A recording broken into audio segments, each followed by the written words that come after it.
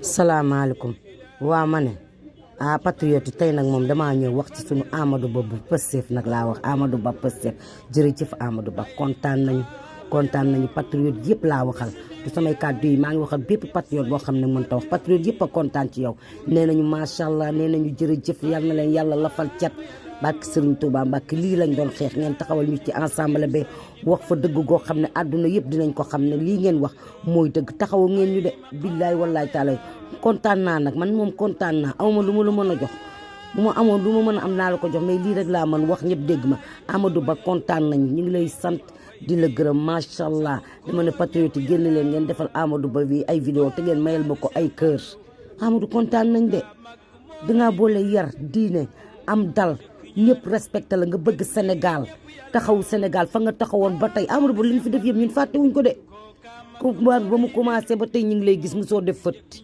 te doo nit kuy def fët macha allah yéen ñëpp kenn ku nekk ni nga taxawee xam nañ ko ñu ngi seen ginnaaw nag jërëjëf kontaan nañ ci yow torop ñu ngi lay sargal di la bëggee ñu ngi sa ginnaaw barke alquranu karim jërëjëf Amadou Ba Pastef nag. Sénégal, j'ai entendu l'honorable député Fatou Ba demander la dissolution pure et simple du parti de l'APR, du parti de l'ancien président Macky Sall. Je pense que ces paroles peuvent être interprétées de différentes manières. Chacun est libre de faire aussi l'analyse qu'il veut.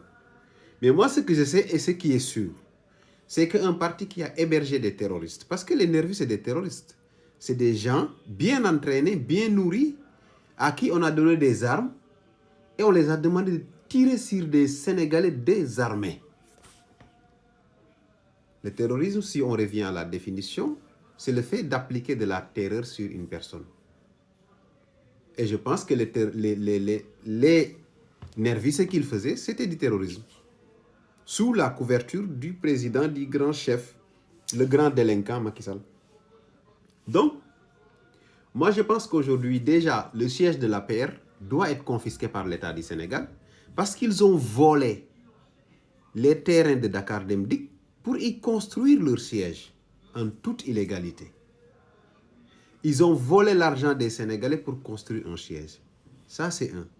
Aujourd'hui, la loi sur l'amnistie va être la loi interprétative, va être votée. Ça, c'est sûr.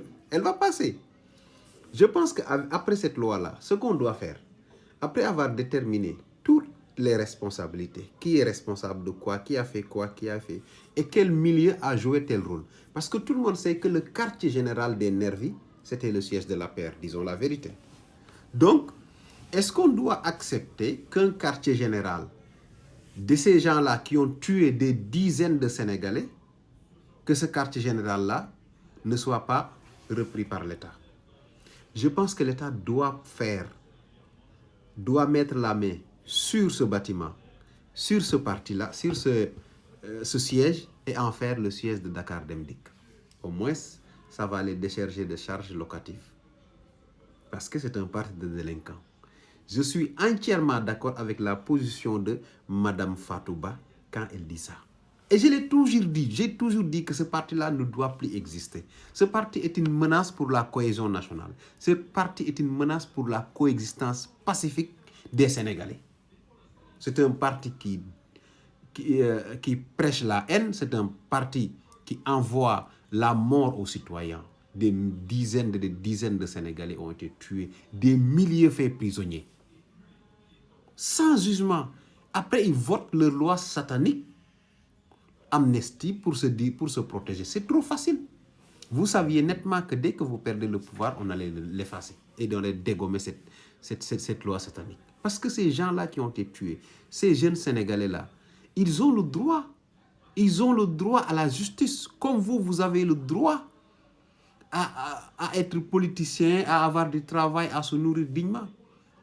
Il n'y a personne qui mérite d'être tué dans la Constitution du Sénégal. Et on dit dans la Constitution du Sénégal que la vie humaine est sacrée.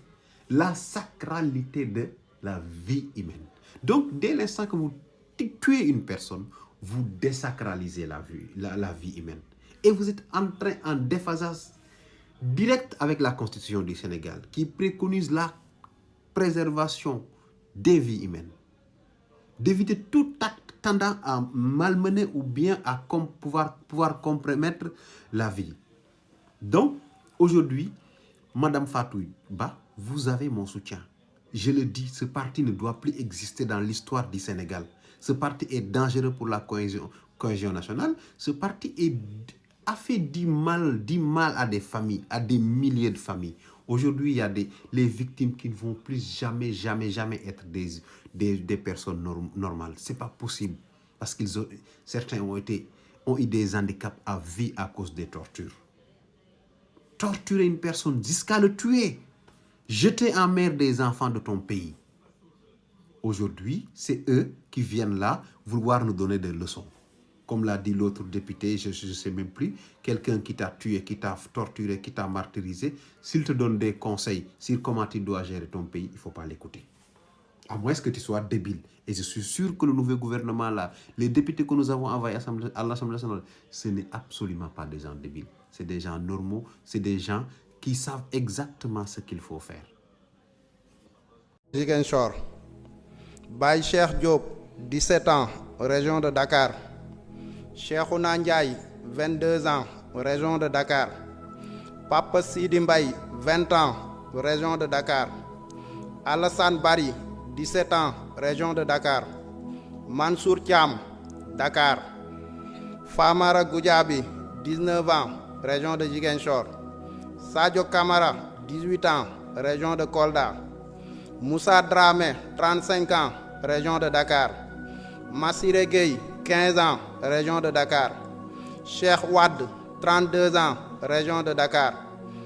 Bounama Silla Sagna, 14 ans, région de Ziguinchor. Chérif Abdoulaye Mané, 19 ans, région de Ziguinchor.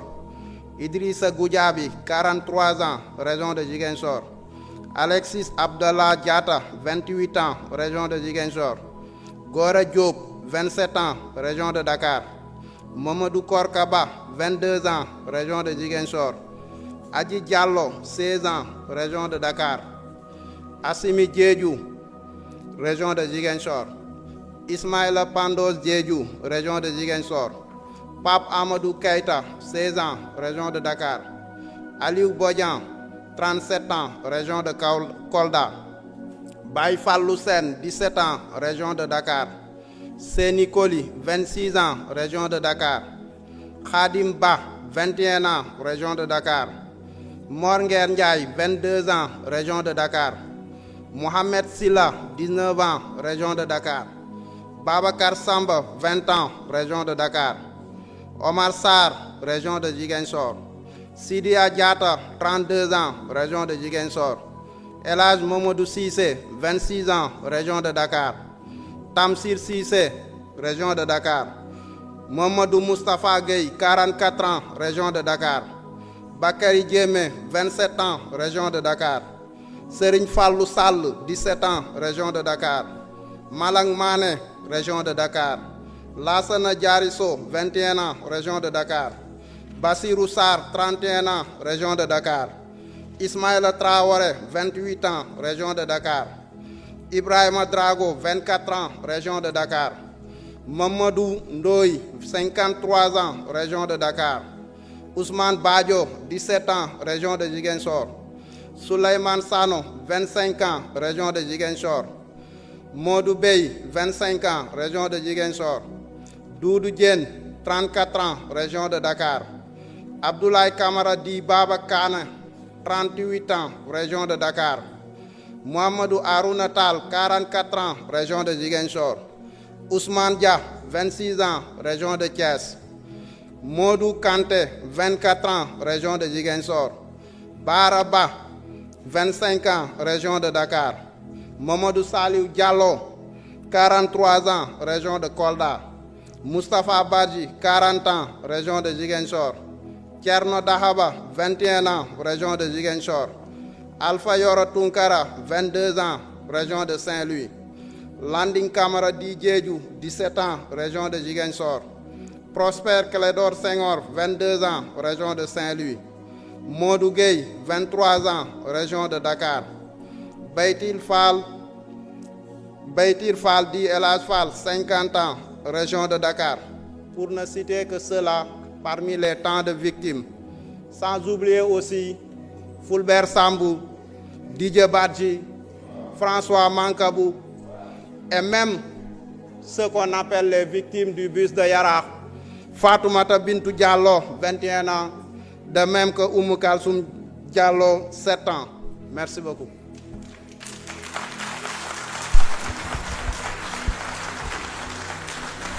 Merci. Mamadou Doumbouya, président de la Guinée, président de la transition. Tonton Doumbouya, le jeu n'est pas clair, hein? Le jeu n'est pas clair. Je ne suis pas rassuré. Je ne suis pas rassuré.